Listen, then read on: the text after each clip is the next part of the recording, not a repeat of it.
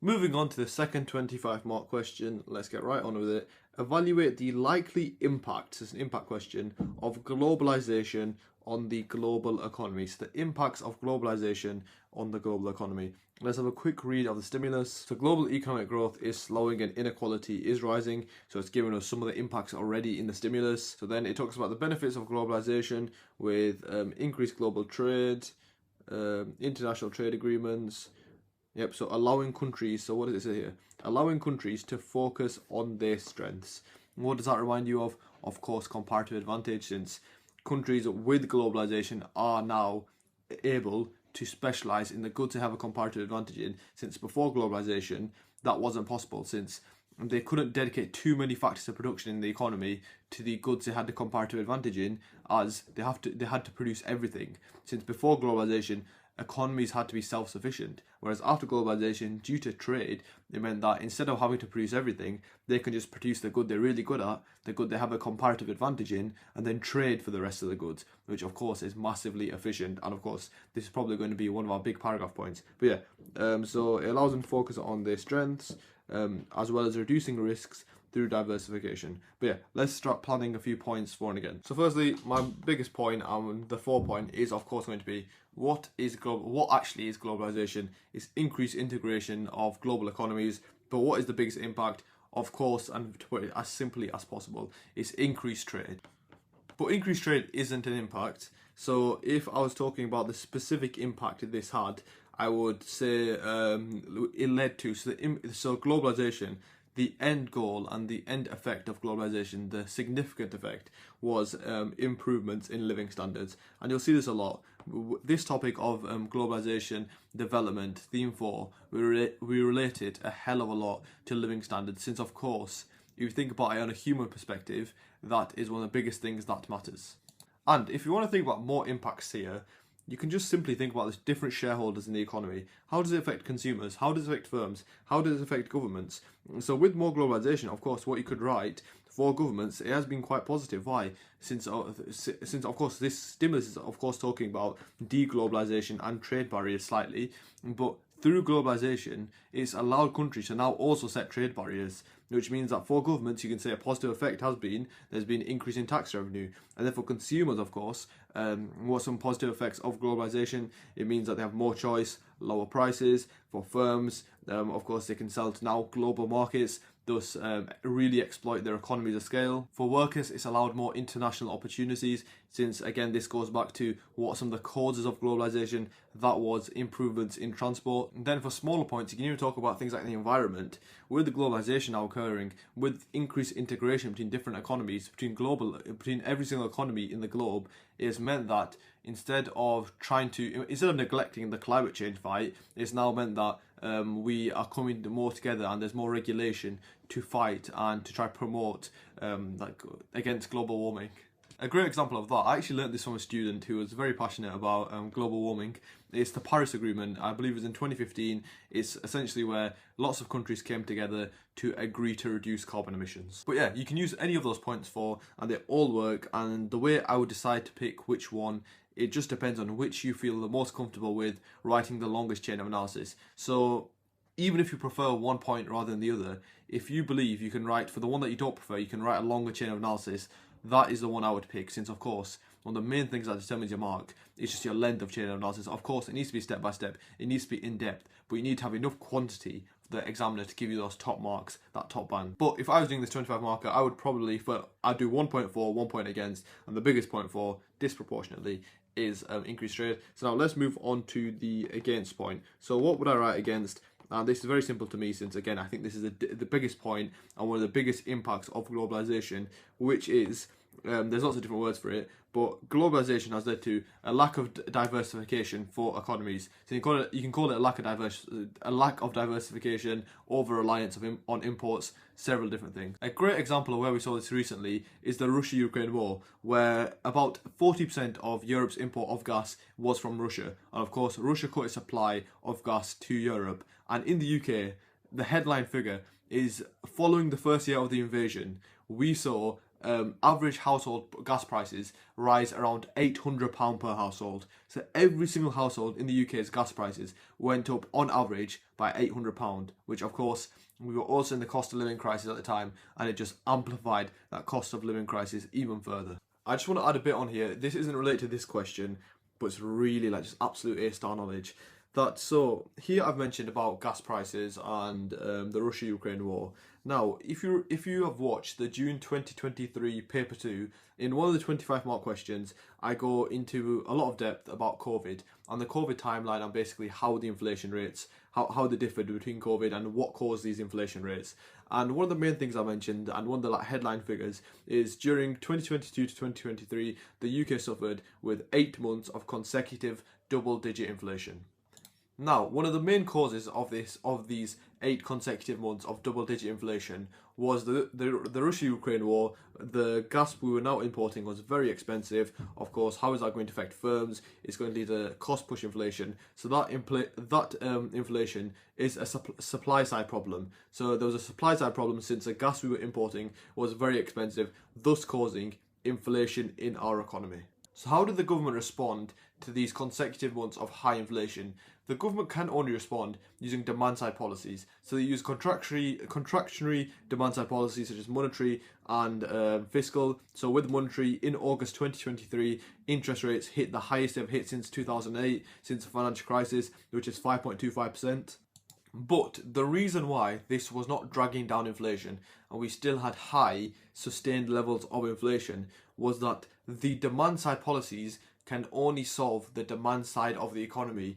They cannot solve the supply side of the economy. So the inflation was coming from the high price of these gas imports, but the government was responding using demand side policies. So it is very in depth and it is very high level at this point, but it works as a really good evaluation point if you're talking about COVID and if the questions are related to it. That how it depends on how the government addresses the inflation, as it depends where the inflation is coming from. As if inflation, as we saw in the Russia-Ukraine war, it's a supply side problem. If it's coming from the supply side of the economy, us responding using demand side policies on the contractionary fiscal, contractionary monetary policy will not actually solve the root cause of the inflation, thus be ineffective, and you can actually relate that to, if you wanted to, is an example of government failure. Anyway, back onto the question, there will be some seekers, there will be some A-star students who really want to secure that A-star, and I know if I was a student, I would love these little tips, these little golden nuggets that occasionally, if you watch all the videos, I do mention a few of them. But yeah, I hope that helped a few of you out there.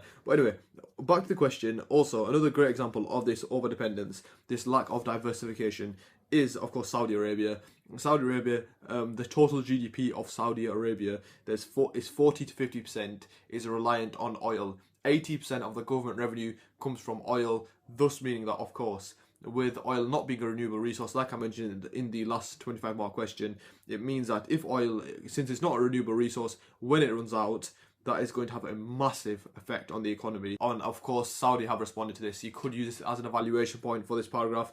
You might have heard of Saudi Vision 2030, where they're trying to promote things like tourism, essentially trying to diversify their economy. But yeah, anyway, let's go on with the first point, the 4 point, and let's demonstrate my chain of analysis. So my K point, my topic question. Again, what do? You reuse as many words from the question as possible. One likely impact of globalisation on the global economy is an improvement in living standards. That's it. That's all I would say. No shade of analysis needed. I'd write, for example, and essentially what I would say is China, before 2001, they were heavily state-controlled. They were essentially a closed economy. They didn't used to trade with anyone. But then after 2001, they joined the World Trade Organization and, of course, began trading. And the way I'd write, for example, China in 2001 joined the World Trade Organization and began trading. It caused trade creation, you can say globalization, and this caused over 800, it is estimated, over 800 million Chinese people who were lifted out of absolute poverty due to China trading now and due to China embracing globalization. And of course, with individuals moving out of absolute poverty, that is an example of living standards improving. So I'd get started answering this 25 mark question using this lovely diagram we used in the last question as well. What is this diagram? It's just a tariff diagram. and just one added point, which is a closed economy. Now, why is that a closed economy? Since that is where supply by domestic producers matches the demand by domestic consumers perfectly. Thus, what does that mean? There's no need for any imports. But how would I start this chain of analysis? I'll start this chain of analysis by talking about before globalization. So I would say before globalization, economies operated more as a closed economy. So they didn't trade with anyone essentially. So there was very limited imports. But then, and then of course we know some of the causes of globalization: improvements in transport, improvements in technology, and containerization. So there's lots of reasons. And then my next chain of analysis would be then we had improvements in transport since technology improved, and processes like containerization came into place and came into action, came into fruition, you could say. Therefore, this allowed and this hinted at the start of globalization. This accelerated globalization. And then what happened from there? So when globalization occurred, of course, what was the main thing of globalization? It meant increased integration of economies, therefore the main thing being increased trade. And countries saw this opportunity of trade to improve their economy, improve their living standards. So they reduced things like tariff barriers and fully embraced globalization. And with most countries now embracing globalization, it led to large amounts of international trade, and each country could now access massive international markets. What did this now allow? This allowed the theory and comparative advantage itself. Since now, every country could specialise in a good they had a comparative advantage in a good they had a lower opportunity cost of producing. Why? Since before globalisation, countries had to be self-sufficient. They had to make everything themselves. Whereas now with globalisation, since they can just trade for the goods, they can specialise. And what do you mean by specialise? They can dedicate more factors of production in the economy to that good. For example, in oil, most of Saudi's GDP is made up of oil, but this is also seen in the demographic of their workers. Most of their machines, most of their factors of production are in oil, since that's what makes them the most money. So by globalization occurring, by increased trade, this almost gave countries a license to dedicate as many factors of production to the goods and services they have a comparative advantage in. As now, instead of having to produce everything, they could just trade for the other goods and just make sure they produce that one good really well. This of course led to massive increases in productivity, and resources were finally being allocated to where they were efficient. As for example, in the UK we saw this with Margaret Thatcher. Of course, she made lots of controversial decisions as Prime Minister. One of the biggest things she did was close the UK coal mines. Why did she do that? As we did not have a comparative advantage in coal mining. And what did we see once she closed the UK coal mines? The production of coal moved to the countries of which had a comparative advantage in. Countries like Australia, I believe, even Russia. They had a much lower opportunity cost of producing coal than the UK. Thus, due to globalisation occurring, it gave the UK the license to close down the sectors of the economy that they did not have a comparative advantage in, which allowed them to dedicate more factors of production to, for example, the southern side of the economy, London, to the service sector of the economy, which now is the biggest sector for the UK. Things like financial services, like lawyering services, things like that. Financial and legal services. I don't know why I said lawyering services. But of course, every country, every economy essentially became a powerhouse factory. They became a factory for that one specialised good or service. And this, as the theory of comparative advantage states, it led to, if countries specialised in the goods they had the comparative advantage in, it is to increase global output. And if you have increased global output, what does that mean? How do you define GDP? It's gross domestic product. What is product? It's the amount of output. So that to increase world GDP, and an increase in world GDP will therefore lead to an increase in living standards, which of course links directly back to what our point was, which was one impact of globalization is an improvement in living standards, which we have seen. And of course, I gave the example of China's massive improvements in absolute poverty, and of course all around the globe we've seen a massive decrease in levels of absolute and relative poverty. As of course I mentioned earlier, the 800 million of Chinese individuals have been lifted out of absolute poverty due to trade-led growth and due to globalization. But yeah, that is an absolute killer chain of analysis, and killer because it will get you the A star and just top marks. So yeah, that's just a demonstration of how I would do it, and it really shows, of course, you need to be top level with your application, also just being step by step with that chain of analysis, having content mastery. Of course, the live classes will help massively. Cheeky plug there. And that is a great example of an absolute top level A star paragraph. Of course, you do need a very good depth of application, and of course content mastery, knowing how to develop a step-by-step chain of analysis, the live classes will help with that. But yeah, let's now move on to the second paragraph, which is the against point. So yes, I think I forgot to mention evaluation there. So let's quickly go through that. So the main evaluation point, and a great evaluation point you could use here, is you could evaluate the characteristics, the assumptions that the theory of comparative advantage is based on.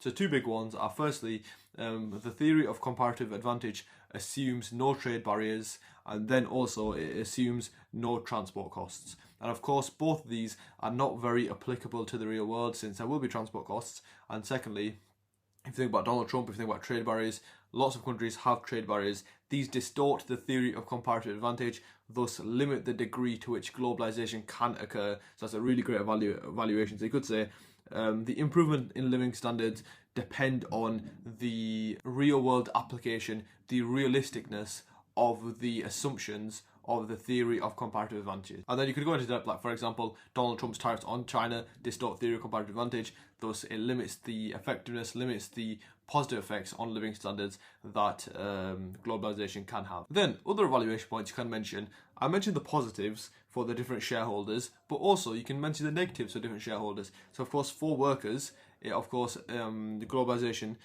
has led to structural unemployment. You could add, and this is such a great point, you could add to that example we mentioned earlier. So we mentioned earlier massive positive of Margaret Thatcher closing the mines in the UK as moved to more efficient, more countries that had a less opportunity cost, that had the comparative advantage in it, like Australia. However, then you could mention the negatives of that. However, in evaluation, this depends on the negative effects on the domestic economy, on the domestic workers in the UK, as of course we saw massive structural unemployment. That north versus south divide was just amplified due to that change, since lots of these mines were in the north, and we saw structural unemployment where the structure of the economy changed, where the economy, Margaret Thatcher, or during that time, the economy moved towards more the south side, London, where it was, like I said, financial and legal services, whereas these individuals, they had generations and generations where every single one of their sons, every single daughter was becoming a mine worker. Therefore, with this job just being completely wiped out suddenly, it led to massive levels of structural unemployment. Since, of course, these individuals